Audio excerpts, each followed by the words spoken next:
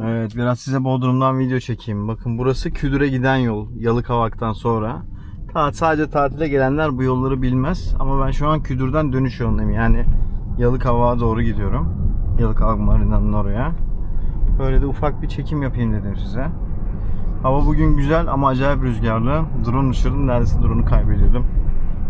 Allah şükür temkinli davranarak tekrar bana ulaşmasını sağladım. Evet, şu sağ tarafta böyle bir ufak tersane gibi bir şey var. Minik tekne tamirleri yapılıyor. Buradan direkt sahile iniş olması lazım. Kapalı değilse yol, bakalım. Burası Yalıkavak Marina'nın sağ tarafına devam eden yol. Yani buraya gezmeye gelen burayı da göremez. Bilmez yani. Buraları da ben nasıl öğrendim? İşimden gücümden artı yürüyecek yer ararken öğrendim yani. Burada bakın. Sahil, bakalım bu tersaneden oraya açılacak mı? Size keşif yapıyorum. Yürüyerek geldiğim için hep buraya. Normalde ben ne yapıyorum? Yalıkavak Marina'nın oraya atıyorum. Arabamı çekiyorum. Oradan Yalıkavak Marina'nın içinde geziyorum. Sonra buralara kadar yürüyorum. Geri gidiyorum. Aşağı yukarı böyle 8 kilometre falan yürümüş oluyorum. Bu sahil falan o yüzden komple kumsal. Fiyat performans olarak da iyidir burası. Yani siz Bodrum'a geldiniz. Buralarda bir butik otelde kalırsanız hem bu sahil boyunca iskeleler, plajlar var. Denize girebilirsiniz. Hem Yalıkavak Marina'ya yürüyerek gidebilirsiniz. Ve burada eski oteller olduğu için fiyat performans olarak da iyi olabilir. Bakın direkt denize sıfır böyle sahil yolu var. Burayı da her gelen bilmez. Gider Turgut Reis'te takılır. Kimisi Gümbet'te takılır. Kalır. Bodrum o kadar değil. Ben Bodrum'a ilk geldiğim yıl Bodrum'da sadece Turgut Reis ve Gümbet'in olduğunu düşünüyordum. Ve geçmişe doğru hafızama baktığımda birbirine yakın iki semt gibi düşünüyordum. Halbuki aralarında minibüste 45 dakika neredeyse var. Ve birbirinden apayrı, yani Bodrum biri bir ucunda biri bir ucunda çok uzak yerler. Hafızamda öyle kalmış. Bodrum'a yerleşip burada vakit geçirmeye başlayınca anladım ki Bodrum çok büyük. Uçsuz bucaksız. Sadece bu Yalıkavak bile bir Didim'den, Kuşadası'ndan çok daha fazla seçenek ve ortam barındırıyordur içerisinde. Yani bunun gibi Bodrum'da belki 10 tane 15 tane yer var. Ufak ufak bölgeler. Yalıkavak bunların arasında en gözde olanı. Çünkü Yalıkavak Marina var burada. Yalıkavak Marina neymiş demeyin. Gerçekten premium güzel bir yer. Hani gelen kitle premium mudur onu bilemem ama içerideki işletmeler, yapılan sunumlar, mağazaların markaları vesaire, dünya çapından herkesin geliyor olması ve belirli bir zümreye ait gözükmemesi burayı bence yapıyor. Artı buraya yatlarıyla yanaşan kişiler gayet buranın derken Türkiye'nin veya dünyanın zenginleri. Bakın selamlaşmalar falan. Burası güzel bir muhit yani. Ondan sonra bu kadın nasıl geçti ya buradan? Helal olsun. Ben şu an korkuyorum ya. Kadın vurdu tekeri geçti. Bakın bu sahildeki işletmeler, şimdi burada da işletmeler oluyor tabii ki. İşletmeler diğer yerlere göre çok uygun fiyatlıdır. Ve devamlı gelirseniz sizlere çok uygun fiyat yaparlar. Yani Bodrum'a gelip en pahalı beachlerine, dünyanın her yerinden gelinen yere gidip buralar çok pahalı demek kolay. Öyle yapmayın. Gelin bakın Yalıkavak en güzel yeri. Marina'da burada yürüyerek gidip gelebilirsiniz. Otel de uygun burada. Şurada sahilde yeme içme de uygun. Plaj da uygun, hatta bedava. Buralara gelip bakın şu sol tarafta doğru düzgün işletme yok ya, bir tane gördük. Geri kalan yerler hep açık, bedava. Gelip girebilirsiniz. Yani gidiyorsunuz Yunanistan'da yerlerle burayı kıyaslıyorsunuz. Siz buranın en pahalısıyla Yunanistan'ın en ucuzunu kıyaslıyorsunuz yani. Yani Yunanistan'ın burasıyla gel burada takıl, ye iç. Ondan sonra git Yunanistan'la karşılaştır. Şu bölgeyle aynı değil ki. Gidiyorlar şu Yalıkavak'ın diğer tarafında bir sürü Türkiye'nin en meşhur balık restoranları bilmem neler var. Orada yiyor lan. Orada bütün Türkiye'nin en zenginleri oturuyor yiyor. Sen Yunanistan'da yediğin yerde oranın bir yerde yiyip burada yapıyorsunuz yani. Hani Bodrum'a aşık olduğundan değil. Yani kıyaslama saçma yani. Adaletsiz, kendi ülkenize zarar veriyorsunuz ya. Bu mantıksızlığınız yüzünden. Ya çok yemek yemek istiyorsan git kiloyla al. Ye. Evinde ye ya. 10 kiloya 20 kiloya o kadar meze getirdi. O kadar balık getirdi. Şu kadar para ödedim. Dert o değil ki abi. Sen burada da sıradan bir restoranda zaten o paraları ödersin. Buranın gidip en pahalı yerine gidip oranın en ucuz sıradan sahil kenarındaki dükkanına gidip bunu kıyaslamamanız gerekiyor yani. Yoksa biz de biliyoruz. Pahalı. Normalde pahalı. Bu Avrupa kadar pahalı olmamamız lazım. Hani buraların fiyatları onlara yakındır. Belki burada da fazla veren, sizi doyurmaya çalışan şeyler var ama buralar normalde doymak için gelinen yerler değil ki Bodrum ya. Bodrum keyif için gelinen bir yer. Sen burada ne kadar çok patates yediğini düşüneceksen bitmişiz yani. Onun için de yer var, git istediğin yerde ye. Dediğin gibi çok yemek istiyorsan kiloyla al, evinde yap yani. Ye burada, gel kahveni iç git. Azar azar yiyeceksin, sohbetini edeceksin. Gideceksin, burada sana kilolarca yemek hizmeti vermek için bu işletmeler açılmıyor ki, ama amaçları o değil. O pahalı geliyorsa da senin için pahalıdır. Yapacak bir şey yok. Ben gidiyor muyum? Ben gitmiyorum zaten. Zaten ben hani bu mekanlarda vakit geçirmiyorum. Ama bakış açısı olarak şey yani. Buradan araba, motor falan geçemez diyor. Neredeyse geçecektim ben üstünde. Başımıza iş gelecekti valla. Buralara normalde arabayla girilmez de böyle denk geldi. Sizi arabayla çekme şansımız oldu. İnşallah kameradan gözüküyordur. Geri sürüş asistanını çalıştırabilirdim aslında. Kullanmaya fırsat olurdu. Valla adaptif park asistanını her fırsatta kullanıyorum. Tabii ben şimdi böyle alakasız olduğu yeni video izleyenler, benim kanalda bir sürü bu elektrikli arabalarla ilgili video var. Elektrikli bisiklet, elektrikli araba. Bir uzaktan kumandalı arabam yok. Tekerlekli her şey var. Normal araba. Bir kaykay kaldı almadığımız. Kameranın netliği de, kameramızın yıkama özelliği varmış. Bilmiyormuşum. 1,5 sene sonra öğrendik ya. Hala gülüyorum. Evet, Yalıkavak sokaklarından size biraz görüntü çektim. Kediler ne güzel oynuyor bak sokakta. Ay geç. Ya ben şunu güzel. Şu kedinin geçtiğini araba söylese ne güzel olacak. Böyle bir özellik açılır mı ileride? Hayvanları da görse mesela. Kedi gitti. Fikir veriyorum şu an. Premium markalara. Şu özellik bile hayvan sevenler koşa koşa alır ya. Hiç işi bilmiyor bunlar. Basit bir özellik. Belki yapabilirler. Bence çok problem olmaz. Ama şeyden korkuyor olabilirler bunlar. İşte kedi geçti dedi, ezdim. Arabaya güvendim. Bunlar yüzünden de yapmıyor olabilirler. Ya her şeye konuşmak kolay da işte. Şu evde bir arkadaşım oturuyordu. Kiralık villada. Yani ne kadardı o villa? Bak Yalıkavak Marina'da burada yıllık kiralamıştı. Aylık 120 bin lira mı neydi? Pahalı mı? Değil ya. 2+1 daire olmuş 40 bin lira. Tabi buraya gelip sadece yazın kiralarsan öyle olmaz. Bak burada da var kiralık. Yani ben olsam, Bodrum'a illa tatile gelecek olsam yani, buradan 2-3 akrabam ya da arkadaşım birleşirim, yıllık kiralarım bir yere. Tamam mı? Hep burada açık olur. Arada bir kışın da gelirim, yazın da gelirim. Arkadaşlarım da gelir. Orayı böyle kullanırız. Bakımlarını beraber yapar, karşılarız. Bedavaya, hem tatil paradan bir yıl burada villan olur, şeyin olur yani. Ben çok pratik yöntemler var yani Bodrum'da tatil yapmak için. Bodrum tatiline odaklandık ama şöyle bir de Yalıkavak Marina'dan geçelim mi? Hı? Geçelim mi? Geçelim.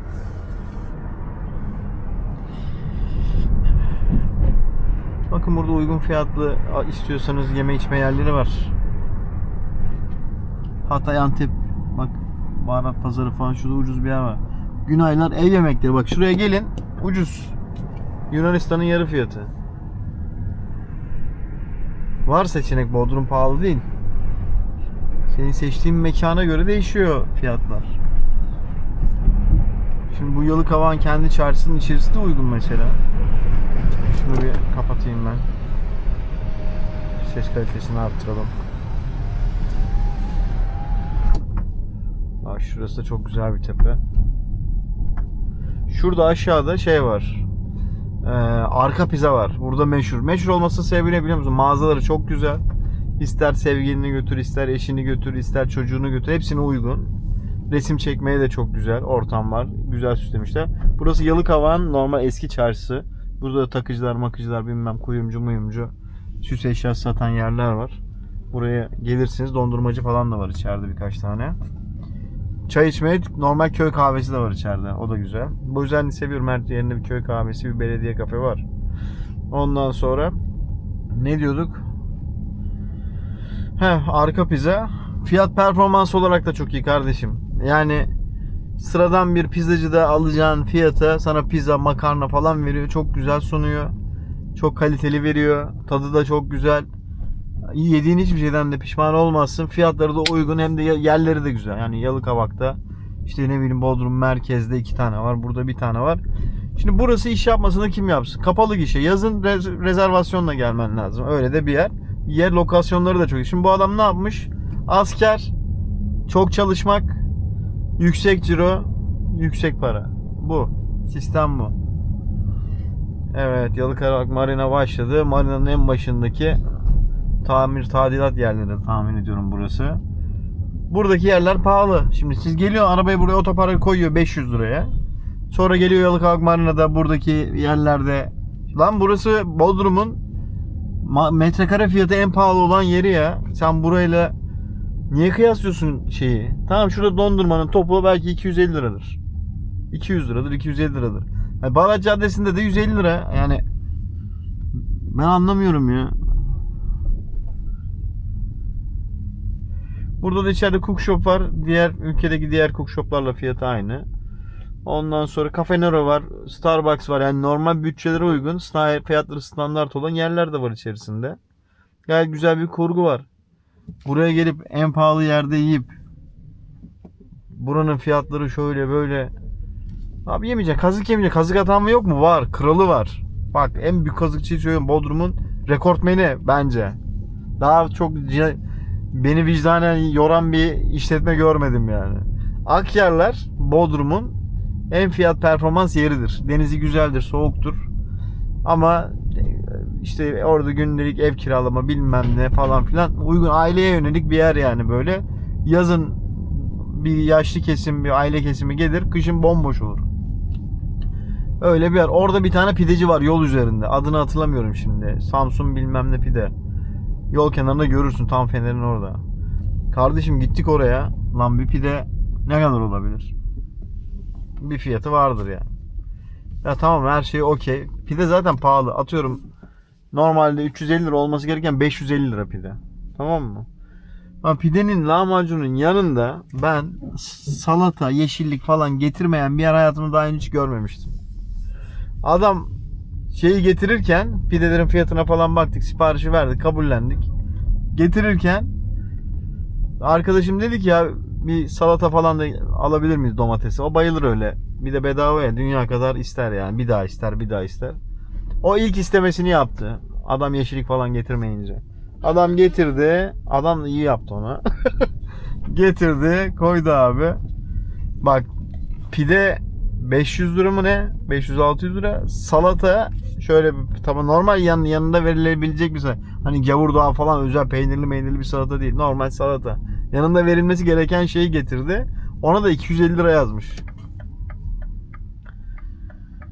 Ya kardeşim, sen deli mi edeceksin bizi ya? Yemin ederek oradan ayrılık, bir daha buraya gelmeyeceğiz. Ve herkese de aklıma geleni söylüyorum yani. Bu tür işletmeler batsın zaten, yok olsunlar. Çocuk da diyor ki abi diyor, her sene işler diyor düşer lan tabii. Beni kaybettin. Benim gibi her geleni kaybediyorsun sen o salatayı verip ya. Neyin peşindesiniz abi? Batmaya mı çalışıyorsunuz? Yani kendi kar ettiğini zannediyorsa, yani hiç o dükkanı keşke açmak nasip olmasaymış ya. Bu kadar emin mi? Neyse. Bunu yapan bütün işletmelere söylüyorum yani. İşletmeniz varsa abi, çok çalışmaya bir kere emin olun.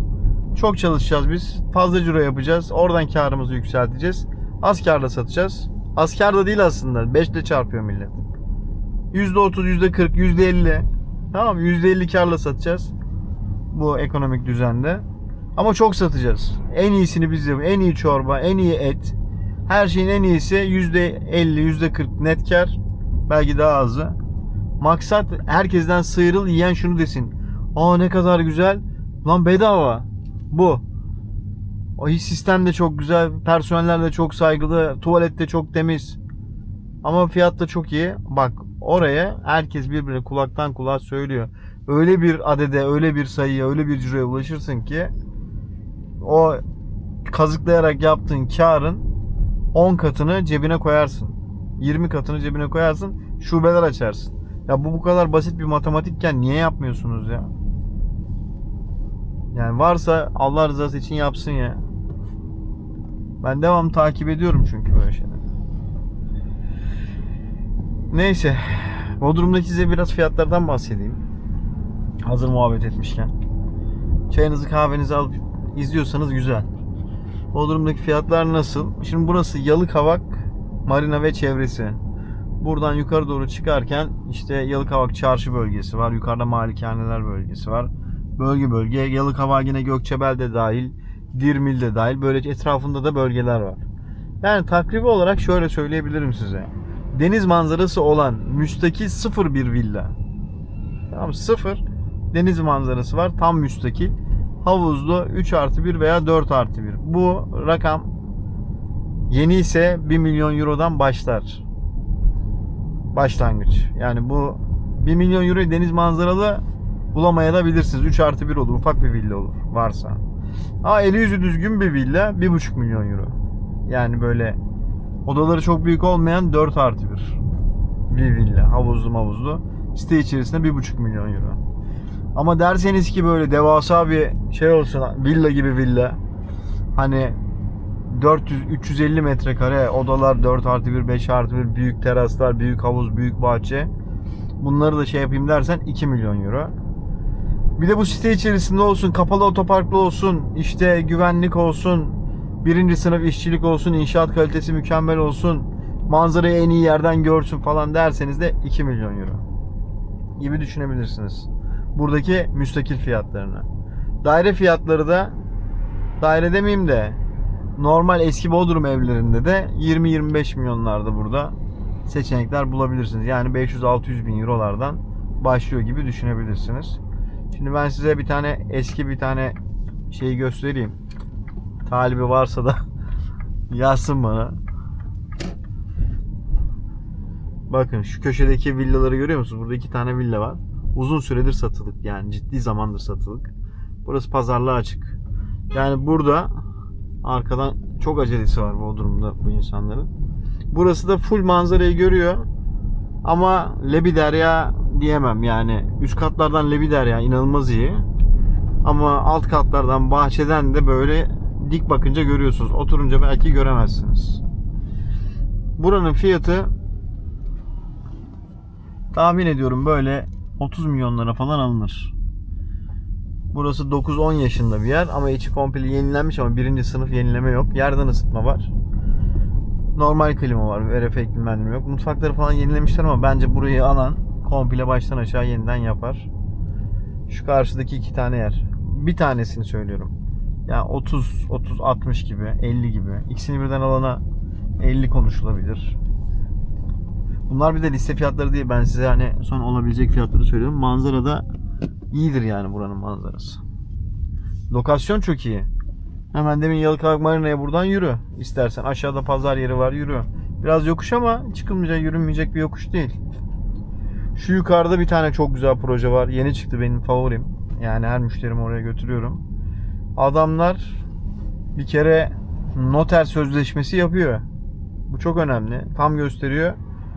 Noter sözleşmesi yapıyor. Tamamen yasal bir şekilde devlet yapıyor sözleşmenizi. Yani tapunuzu ödemelerinize karşılık alım garantiniz var. 2 yıl sonra teslim.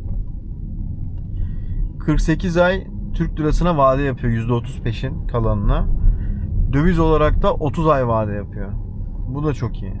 Yani garantili ve vadeli proje bulmak gerçekten zor. Bu onlardan biri. Şimdi dağ yollarına çıkacağız. Vay be, ne video çektim size ya. Yalıkavak'ı gezdik. Bir ofise gideyim.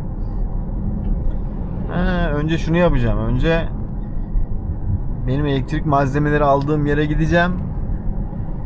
Şu şalter bozuldu. O şalteri yenisini aldım, taktım. O şalteri iade etmeye çalışacağım. Bir deneyeceğim bakalım. Nasıl olacak? Adamın şalteri bozuldu ya. Bu dağ yolları da çok güzel ama tabii ki yol çalışmaları bizim bitmez. Efsane. Ne yaptınız be? Ne yaptınız ya? Sanat eseri inşa ediyorlar.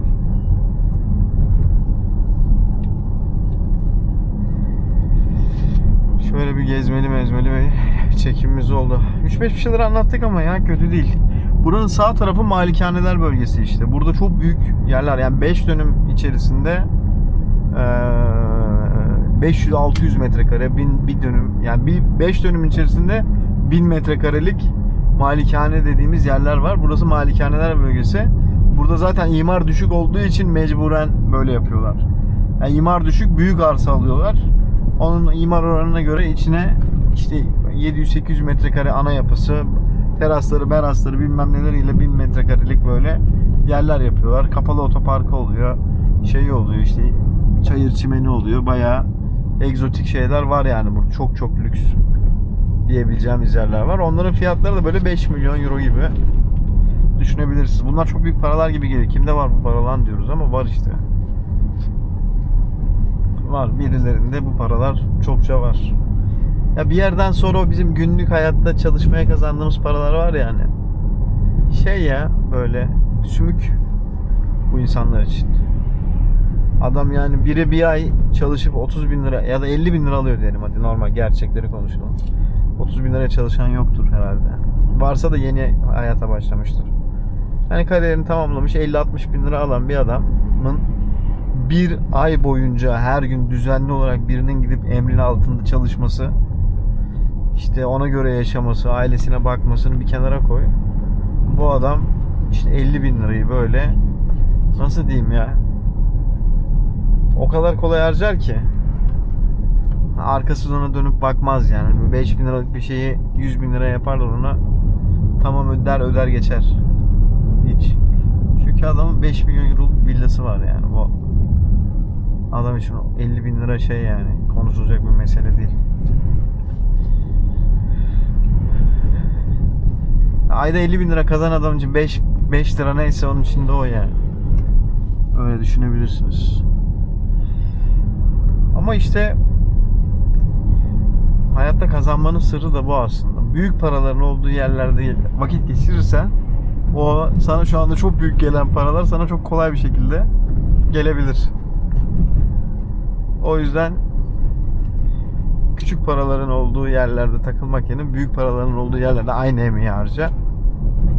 Onun damlası bile diğerinin şeyinden yüksektir rakam olarak. Yine emek ver, yine çalış. Orada da kıymet görüyorsun.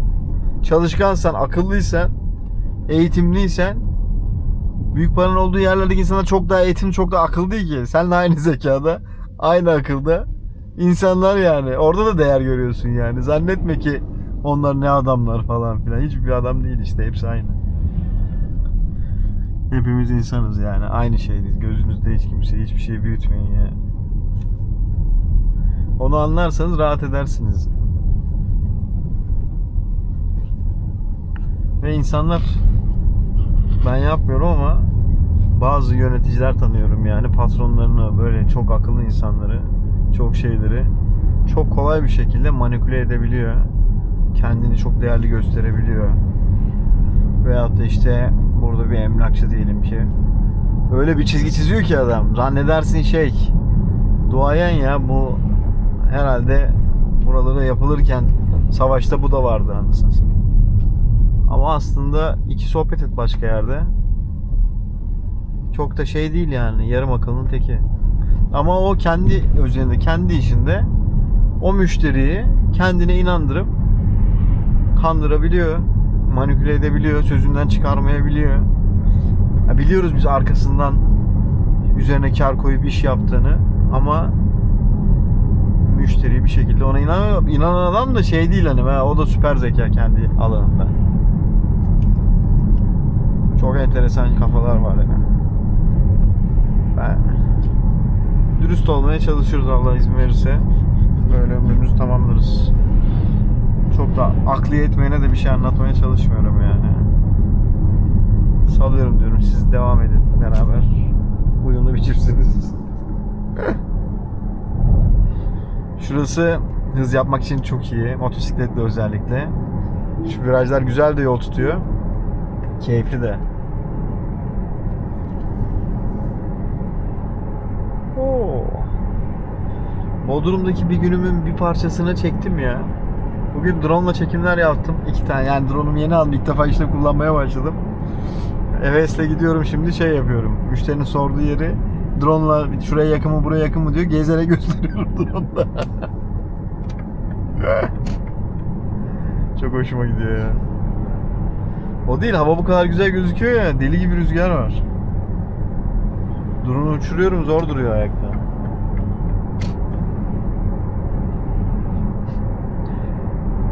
Neyse arkadaşlar, çok fazla konuşacak bir şey kalmadı. Burası da Yakaköy. Merak ediyorsanız. Şey yani, bütün doğu memleketlerinden burada insan var. Buranın insan kaynağı, iş gücü. Yakaköy. Fiyatlar uygun diye beni arıyorlar. Ya ben şurada tam müstakil yer buldum, aradığım yeri buldum falan diye, yer burada. Yalıkavak'ta diyor, süper yer buldum diyor. Aferin sana, internetten çok güzel bulmuşsun. Sonra buranın fiyatıyla gidiyor, Ortakent'te denize yakın olan yerle paylaşıyor, çok pahalı diyor. Çok pahalı. Yalıkavak'taki bu gezdiğimiz yerlerde çok pahalı diyor burası. Olur mu ya öyle diyor. Ya bir gel gez şurada, bir otur, bir çay sigara iç. Bir vakit geçir. Bir evin etrafında dolaş, komşuları kim? Sen ne yapıyorsun? Eşin orada yalnız kalacak mı? Çıkıp gezecek mi? Nereye, nasıl gidiyorsun? Yani hiç bunları düşünmeden internetten fiyat araştırıp karar verenlere hastayım. Eksper oluyorlar orada. Tabii kendi kanalımda bunlardan bahsetmiyorum. Sizle beraber samimi bir sohbetin sonlarında söylüyorum. Muhtemelen kimse duymayacak ama duyan varsa burada bir şey yapsın, buraya kadar izlediğini göreyim bari. Birilerinin. Piyasanın içinde bulunan birinden daha fazla piyasaya hakim olamazsınız. Birilerine güvenmek zorundasınız yani. Zorundasınız. Zor güvenmezseniz kendi başın. Evet arkadaşlar, buraya kadar dinlediğiniz için çok teşekkürler. Şimdi ben ofise varmak üzereyim. Şarj yani kamera çok ısındığı için kapandı. Bu aksiyon kamera sonuçta, rüzgar alması lazım. Ona göre yapılmış. Buraya kadar izlediyseniz vallahi çok teşekkürler. Allah'a emanet olun. Görüşmek dileğiyle, hoşça kalın.